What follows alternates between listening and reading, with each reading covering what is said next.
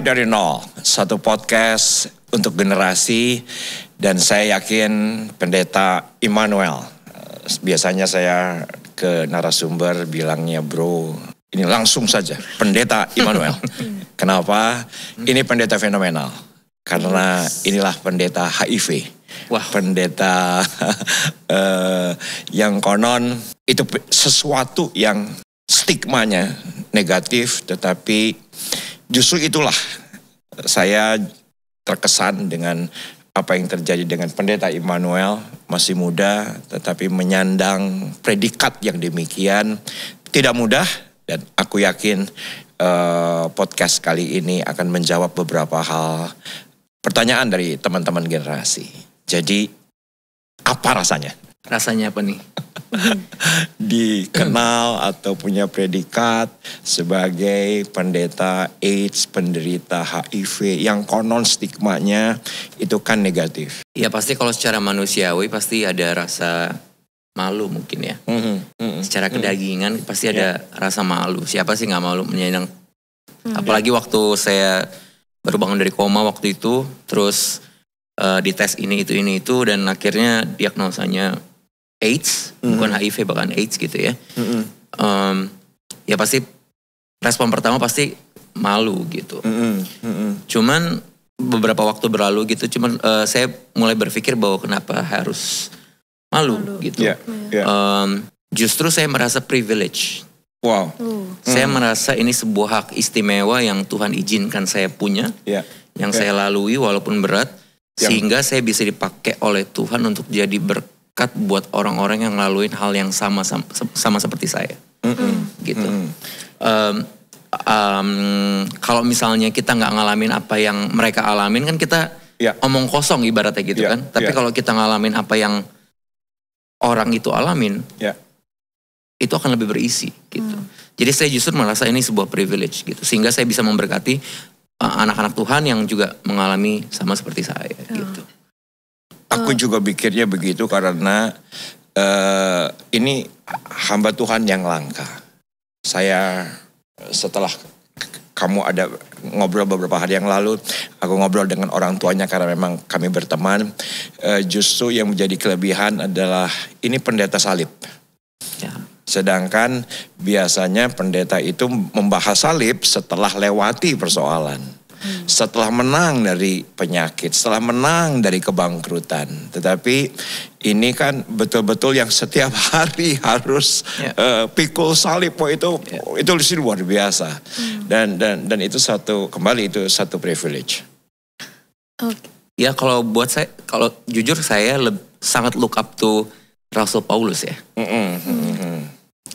Sebenarnya Rasul Paulus juga waktu dia minta duri dalam daging dicabut sama Tuhan, toh nggak dicabut sama Tuhan. Malah Tuhan bilang, apakah kasih karunia aku nggak cukup? Jadi selama Paulus pelayanan dan selama hidupnya Paulus, dia juga masih menanggung duri dalam daging tersebut. Gitu. Jadi kita pelayanan atau jadi berkat buat orang jangan nunggu sakit jadi sembuh dulu. Iya kalau sembuh. Ya kalau nggak sembuh berarti kita nggak mulai pelayanan dong. Berarti gitu. Ya kan. Jadi ya fokusnya bukan sakit sembuh, tapi apapun kondisinya mungkin kita terbatas karena ada duri dalam daging. Dalam kasus ini saya ada satu sakit yang harus saya masih berobat jalan terus gitu ya. Ya tapi fokusnya bukan sakit sembuh, tapi di dalam keterbatasan saya tersebut apa yang tetap saya bisa lakukan untuk Tuhan bisa jadi berkat buat orang lain gitu. Karena kalau nunggu jadi sembuh terus, buktinya Paulus aja terus sampai akhir hidupnya juga duri dalam daging nggak dicabut toh. Gitu. Jadi kalau nunggu dulu ya mau sampai kapan gitu. Tapi Kak, kalau pas tadi kan Kakak cerita dari awal, mungkin awalnya malu gitu ya. Nah itu prosesnya tuh berapa lama sih sampai punya this wisdom gitu, pengertian ini kalau hidup akan dipakai Tuhan dari penyakit ini gitu, berapa lama, atau apakah itu langsung aja atau within a second gitu langsung wah ini dari Tuhan dan bisa dipakai hidupku dan lain-lain gitu. Berapa lama sih Kak prosesnya itu? Waktu itu mungkin berapa bulan kali ya, beberapa bulan ya. Cuman yang pasti nggak split second lah, enggak lah. Buat saya orang serohani apapun pasti Kita kan masih hidup, masih ada daging ya. Dan waktu itu juga belum rohani. Ya kan, jadi kayak kita pasti kayak ada apa ya, rasa malu lah. Cuman butuh waktu beberapa bulan ngobrol sama mungkin sama kakak rohani, sama bapak rohani, sama mentor rohani saya juga gitu. Jadi kayak dan keluarga juga mendukung gitu ya. Jadi lama-lama ya udahlah, toh percuma saya ngalamin apa yang saya alamin kalau saya nggak bisa ceritain buat orang lain, sehingga bisa jadi berkat buat mereka gitu. Mungkin pemirsa dari mulai dari nol belum tahu sih apa sih kenapa kok bisa sampai di titik ini. Mungkin bisa diceritakan sedikit backgroundnya apa, awalnya tuh seperti apa gitu Kak? Singkatnya adalah dulu saya didiagnosa gangguan kejiwaan, salah satu bipolar. Ya bipolar, lalu saya karena depresi berat, saya jatuh ke lubang narkoba. Karena lubang narkoba, saya pakai narkoba 4-5 tahun. Full timer ya, bukan full timer di gereja loh. Full timer di dunia narkoba. Lalu karena pasti kalau misalnya pakai narkoba pasti itu udah sepaket dengan yang namanya pergaulan bebas. Jadi dari situlah. Dari situ. Jadi habis dari saya selesai narkoba, lalu sekolah teologi, di tengah-tengah sekolah teologi saya sakit di tahun 2019. 2019 saya koma di 2019 Desember dan ternyata diagnosanya AIDS, pneumonia sama TB paru. Gitu. Pneumonia dan TB paru. TB paru. Jadi bukan hanya pendeta AIDS saja dong. Jadi pendeta bipolar dan itu yang tadi TB paru juga kan masih terus minum obat? Enggak, kalau TB paru sudah enggak. Jadi waktu itu kalau TB paru sudah sembuh, pengobatan 8 bulan waktu itu. 8 bulan. Tapi kalau yang AIDS ya, seperti yang kita tahu kan AIDS belum ada obatnya ya. Baru seperti suplemen aja gitu. Untuk menidurkan virus HIV-nya. Ya harus minum seumur hidup lah gitu. Dan harus cek berkala ke rumah sakit. Gitu. Dan kita tahu karena ini ada menidurkan yang sesuatu yang ganas, berarti juga obatnya juga tergolong keras. Seperti apa adaptasi dengan tubuh Bro Immanuel? Nah, nama obatnya itu ARV ya, antiretroviral, ARV. Dan puji Tuhan ya, saya orang Indonesia. Karena obat ARV di Indonesia itu gratis. Kalau saya bule, saya orang Amerika, bayar. Bayangkan kalau saya orang Amerika, kena HIV di Amerika, itu berapa uang yang harus saya keluarkan untuk berobat jalan gitu. Puji Tuhannya, tetap saya berusaha untuk lihat sisi positifnya gitu ya kan. Gratis gitu obat ARV-nya. Untuk efek, karena memang obat keras ya, jadi efek sampingnya dulu waktu saya awal-awal minum, yaitu bisa demam, ruam-ruam merah di badan, terus enek gitu ya, bisa muntah-muntah gitu, terus habis itu keringet dingin, terus habis itu moodnya juga berantakan, ibaratnya kalau anak muda bilang senggol bacok gitu, jadi moodnya, apalagi kan saya juga bipolar gitu ya, jadi itu obat bener-bener waktu adaptasi awal-awal sangat-sangat susah sih, gitu. Karena obatnya juga efek ke mood saya, gitu. Bisa ke trigger juga bipolarnya, gitu. Wow. Ya, cuman kalau sekarang udah get the hang of it, udah oke gitu ya. Cuman efek jangka panjangnya ini, mata saya kanan kiri agak buram sekarang gitu. Karena efeknya, karena obat keras ya. Ibaratnya kalau kita minum obat ringan aja kayak paracetamol setiap hari kan juga pasti ada organ tubuh yang terkena efeknya gitu. Apalagi ini kan obat keras gitu. Nah efeknya ke mata saya gitu. Jadi nih saya melihat Keisha dan Pastor Riza ini agak 3D nih. Agak 3D nih. Walaupun sedekat ini juga. Ya, masih ada bayangnya gitu. Oh gitu. Tapi masih bisa ngeliat. Iya. Gimana impresi pada umumnya gereja, pendeta AIDS, pendeta HIV? Ya, pros and cons lah ya. Namanya juga manusia ya. Jujur, bukan hanya iblis yang mengintimidasi saya, tapi banyak juga manusia yang bermulut iblis gitu di gereja. Jadi banyak yang ada juga yang ngomongin, karena ya itu tadi yang tadi Pastor Riza bilang, ya kalau mau khotbah harusnya sakit sembuh dulu, baru khotbah gitu. ada juga yang justru termotivasi. Ya itu buat saya hal yang biasa lah. Namanya manusia pasti ada yang setuju, ada yang enggak, biasa saja. Justru kalau aku sih termotivasi banget gitu ya. Puji Tuhan. Waktu ya terakhir kita ketemu, aku bilang nih pendeta langka malah. Ini privilege malah gitu. Kalau yang pulih dulu jadi pendeta, jadi hamba Tuhan, kok rasa-rasanya kalau dari 100 ya 99 gitu. Ini yang satu gitu kan. Justru bukan hanya lip service gitu, bahwa pikul salib setiap hari, duri dalam daging. Kalau biasanya kan itu figuratif, kiasan. Ini sih literal. Dan kalau dari pelayanan itu sendiri, seperti apa yang bro ketemu gitu dengan kasus yang sama, dengan keberadaan yang sama di pelayanan? Puji Tuhannya gini. Jadi sering sekali, nggak setiap kali tapi ya, sering sekali setiap kali saya diundang khotbah di sebuah gereja, ada jemaat antara 1, 2, 3 orang itu tiba-tiba melipir gitu, datang ke saya gitu.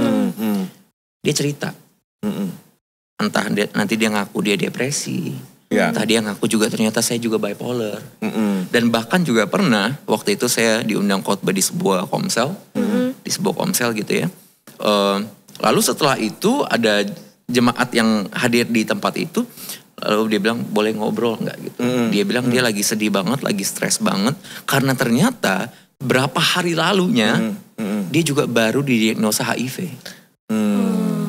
Dan dia belum berani come out, belum berani ngomong ke keluarganya. Dia bingung mesti ngomong ke siapa, dia bingung next stepnya mesti gimana, obatnya dari mana atau segala macam gitu.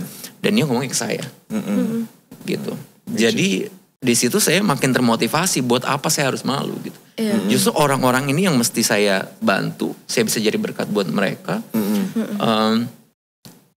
Dan itu yang membuat saya udahlah nggak perlu malu juga gitu. Yang penting bisa jadi berkat toh gitu.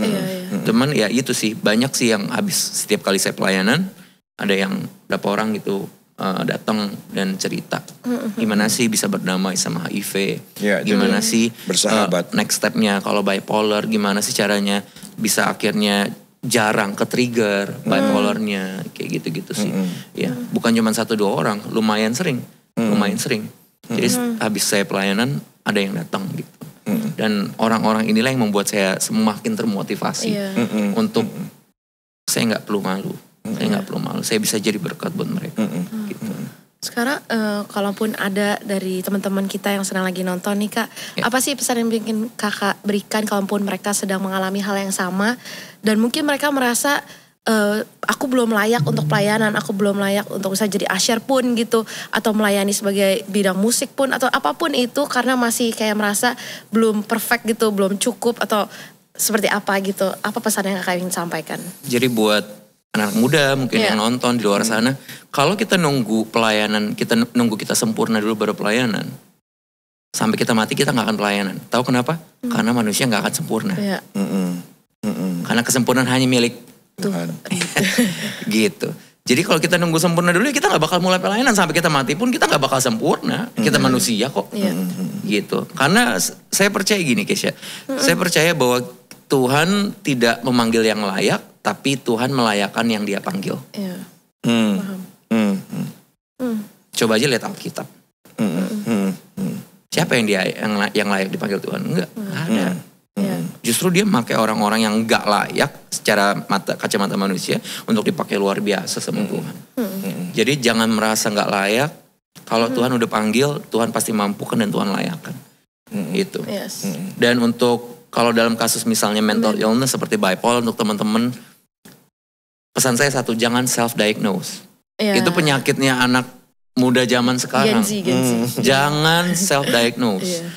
Merasa ada keanehan lalu dia cari di Google, kayaknya gue bipolar nih. Kayaknya saya kan cuma bukan bipolar ya. Saya ada skizofrenia, ada BPD, itu borderline personality disorder. Itu orang-orang dengan kecenderungan self-harm atau bunuh diri atau menyakiti diri sendiri. Dan juga ada OCD gitu. Jadi mereka kebanyakan kayak, aduh kalau self-diagnose gue bipolar nih. Gue ini nih. go to the professional. Yeah. Kayak misalnya Anda mau makan ya ke restoran. Anda nggak makan di apotik kan gitu. Ya, jadi kalau misalnya Anda mengalami gangguan mental, ya datanglah ke orang yang memang profesional dalam bidang mental health, yaitu psikolog dan kalau perlu bantuan psikiater gitu. Ya. Jadi jangan self diagnose, malah makin runyam nanti. Iya, takutnya ternyata teman-teman mungkin BPD, karena BPD sama bipolar tuh mirip-mirip loh. Gitu. Jadi teman-teman nyangkanya bipolar ternyata BPD. Nah, ini makin salah arah gitu. Jadi ke profesional. Iya, pasti obatnya juga beda kan. Betul. Dan jangan pernah malu ke psikolog. Ya, jangan pernah malu ke psikolog. Oke. Jadi kalau saya sebagai pendeta, percayalah bukan karena kurang iman. Yes. Bahwa Tuhan bisa menyembuhkan mata saya yang minus ini. Dan saya tidak malu menggunakan kacamata untuk produktif. Yes. Saya nggak nunggu mata saya dulu sempurna. Kalau membutuhkan pertolongan, ya enggak apa-apa, kita butuh pertolongan gitu. Dan itu bukan kalau kecuali Riza mulai besok kacamatanya dilepas dan instantly nanti kamu alami kesembuhan, itu sesuatu yang berbeda. Tetapi kalau memang kita nggak disuruh Tuhan, tapi kita dibawa ke psikiater, kita dibawa ke psikolog, itu juga bukan mendowngrade diri kita. Karena memang identiknya psikiater itu gila gitu ya. Tetapi ya mereka juga hadir untuk membantu kita. Ya memang mau nggak mau harus menerima bahwa kita tidak bisa beraktivitas seperti layaknya orang normal. And that's okay. Sama seperti Pastor Riza, misalnya kacamata dicopot juga pasti burem kan, gitu. Memang perlu sesuatu yang benar-benar, yang kalau psikolog tuh benar-benar tabu banget gitu. Dan umur 20-an kan juga saya mungkin masih kayak mungkin belum cukup dewasa untuk menerima keadaan, masih denial, masih malu ke psikolog gitu. Dan mental health issue juga dulu kan belum banyak dibahas, kan. Jadi saya juga bingung mau ngomong ke siapa.